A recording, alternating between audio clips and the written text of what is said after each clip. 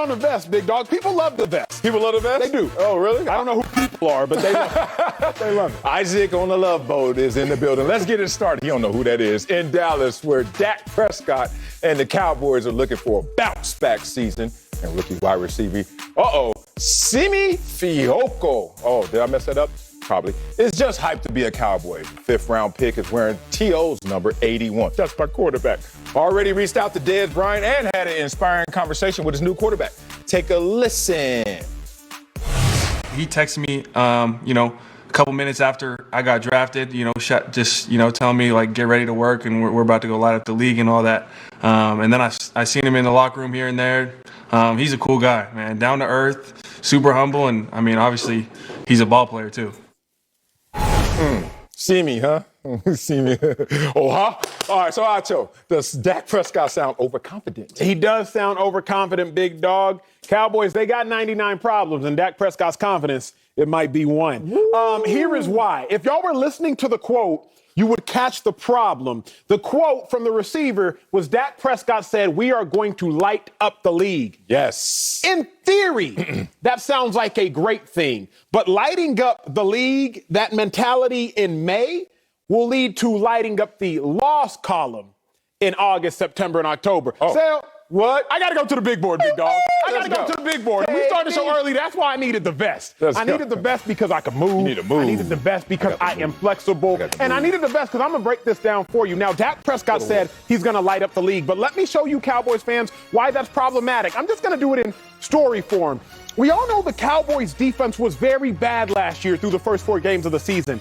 But it really wasn't the worst defense in the league. The worst defense, even worse than the Cowboys, was the Green Bay Packers. Why do I say that? Packers actually allowed more yards per play. It was slight, but they allowed more yards per play than the Cowboys. Packers averaging 6.06, Cowboys averaging 6.00. Now, why in the world did the Cowboys give up more points?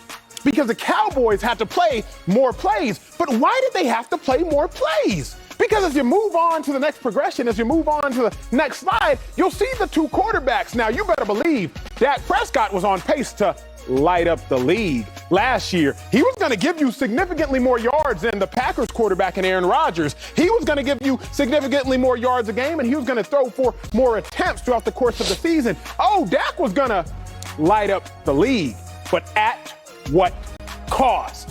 That's the question, Cowboys fans, you have to ask yourself. Because if the offense helps the defense and the defense helps special teams and they all work together as a team, then lighting up the league, it might cost you a little something. Because as we roll to the next slide, you'll see the biggest difference between the 2 teams.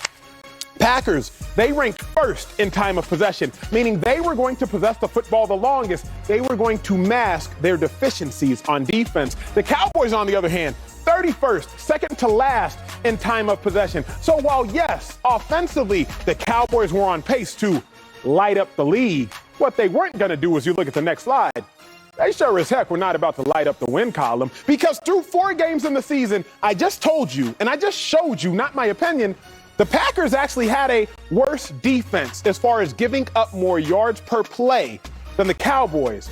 But the Cowboys were 1-3, the Packers were 4-0, because Aaron Rodgers, he wasn't really concerned with lighting up the league. He was concerned with lighting up the win column. So Marcellus Wiley, yes, not only is Dak overconfident, but in my opinion, that thought process is really tripping, because light up the league if you want to, but that ain't gonna do nothing for lighting up the W's. Oh, wow. Oh, man. Way to turn a positive into a negative. I am not worried about... I'm a truth teller, Marcellus. You are. I'm a truth teller. Yeah, but it's going to start after that take. It didn't happen during that take. Are you kidding me right now? I have no issues with his confidence level or overconfidence right now. Let's be real about this situation. You tried to give us an argument, which I respect, about complimentary football. Mm-hmm. At what cost? Yes, sir. Correct? But that's almost like saying if I come out here with this fire take, which I am, and then you don't do your part, defense, you're going to say, Marcellus, why'd you come with that fire take? What does it matter? At what cost? It's on you on the other side to do your job. But Dak Prescott certainly, when healthy, did his job. I respect what you said, though, right there. But let's always remember, too, we look at the sample size of Dak Prescott in those first few games, going 2-3.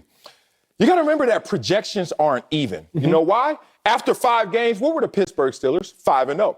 After 11 games, what were the Pittsburgh Steelers? 11-0. What were they at the end of the season? 12-5. Interesting how those projections aren't always even. But let me get back to Dak Prescott and why he's so damn cocky. Cocky's something that I just can't help. Clips, baby. This is why he's so cocky. One, he's in the lab, and you've been in the lab before every single offseason. Please don't listen to my music. Please don't check my psyche and my mindset right now. I'm in the kitchen cooking it up like a stir fry, Yes, right? sir. And if you don't want to know how the sausage is made, don't take a look, don't take a peek, and don't take a listen. We have so much intel right now. We know everything. Simi comes on and tells us what Dak is like. You know what the problem with that is? This is the time, protected space for Dak Prescott to be cocky. So to go crazy, you got to get crazy. And that's where he is right now. We all have done it. You don't believe me? Go to any pregame. Any pregame of any NFL football game. Y'all bought your tickets, get there early. Once you're there early, you're going to watch all these guys run around with these headphones, Beats by Dre's, big old subwoofers on their head. And every one of those guys is trying to go to that special place. And that special place, if you're sitting there as a fan, you're like, damn, he look like he's psycho. He going to go kill him. Keep watching. All those dudes ain't good. All those dudes ain't right. But Dak Prescott is. Let me tell you who Dak Prescott is in the last sentence before I give you this baton back. He's the second highest paid player in NFL. Wouldn't you be cocky in that moment? I know I would. I would be cocky, but it comes down to this, Sel. What? Football, is you know better than anybody watching this show, is the ultimate team game. We got to dive in there. We have to dive in there because I'm going to do y'all a disservice if I didn't tell y'all the truth of the matter. And so we would be doing them a disservice if we didn't keep it real with them. Dak Prescott put up phenomenal numbers last year. Yes. He did. Yes. On pace to throw for, I just showed y'all, 6,000 plus yards. But lighting up the box score means nothing if you're hanging your squad out to dry. Back in August, you remember this, popped a blood vessel in my vocal cord. I said, hey, Marcellus, it's hard for me to talk, big dog. I'm going to need you to pick up the slack, do some extra reads, take us to commercial break, etc. Now, you could have not done that. You could have hung me out to dry. But you knew that Acho is down right now. Yeah. So you have to do more for the sake of the team. I'm with you. What I'm saying is Dak Prescott, he might be shining, and good for Dak Prescott. But if the defense is down right now, somebody got to pick up the slack. And the slack might not necessarily look like lighting up the scoreboard. Because what was Aaron Rodgers doing? Aaron Rodgers probably would have loved to go out there and throw 209 times in his first 4 games. He would have loved to throw for 400 plus yards a game. Instead, he only threw 130 times in his first 4 games, only threw for 300 yards a game. But what did he do? They maintained the ball longer, allowing their terrible defense, because, by the way, Packers defense, worse than the Cowboys, allowed them to hide because they had some deficiencies, like you allowed me to hide when I had some vocal deficiencies. Love it. I'm not mad at Dak. I'm just trying to caution you all that you got to understand, if you're in May, you're thinking about, we about to light him up. We about to light him up. We about to light him up. Does Dak Prescott and the rest of the Cowboys offense have the mental fortitude to pivot? Because if you go into a game and it's like, hey, okay, first game of the season, we're playing the Buccaneers. This is what we need to do, Dak. We got to run the ball 35 times a game. We might only pass it 25. This is what we need to do. First and second down, let's try to establish the run game. Man, but what about CD? What about Amari? I thought we was going to light him up, coach. Man, they paying me $160 over 4 years. Does Dak Prescott and the rest of the stars on offense, $100 million receiver, first-round pick wide receiver, $160 million quarterback, do they have the mental fortitude to say, we're going to do whatever it takes for the team to win as opposed to lighting up the scoreboard? Well, even great teams struggle with that. The Kansas City Chiefs, hey, they told you, stop throwing it deep, methodical, up and down the field, move the chains. They couldn't do it. They struggled. They didn't even want to. They were too arrogant. Seattle Seahawks, latter part of last season, the regular season, every team told you what to do. Didn't want to do it. Arrogant, caught up in trying to light it up as well. So let's not put all this on Dak Prescott. Is your vocal cords okay right now? I still hurt, honestly. I'm about to say, because I'm still picking up the slack. What the hell is going on? Like, I'm still doing more reads than you. Let's start here. Stop bringing up Aaron Rodgers. Stop bringing up Aaron. Because his coach don't like him. Aaron Rodgers would like to throw the ball 200 plus times in the first 4 games, but his coach doesn't like him. His coach is trying to feed Aaron Jones. His coach doesn't want him to get all the shine. So that's why I don't like that example. What example I do like is Dak Prescott and his resume. I like the fact that when healthy, they've never had a losing season. I like the fact that when he was healthy last year, they had the #1 offense.